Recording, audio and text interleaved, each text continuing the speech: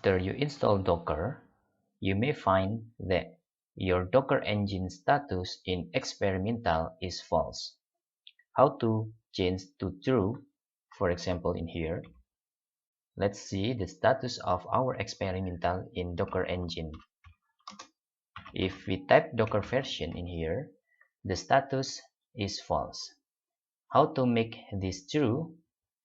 You can open your Docker on your desktop and choose button settings in here, and then choose on Docker engine, and for status experimental, change this to true. You can apply and restart your Docker and wait until Docker is running and up.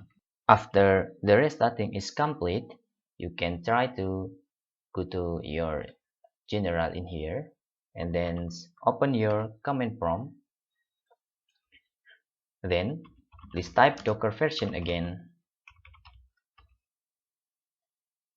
Then in here, Docker experimental is true again. That's all.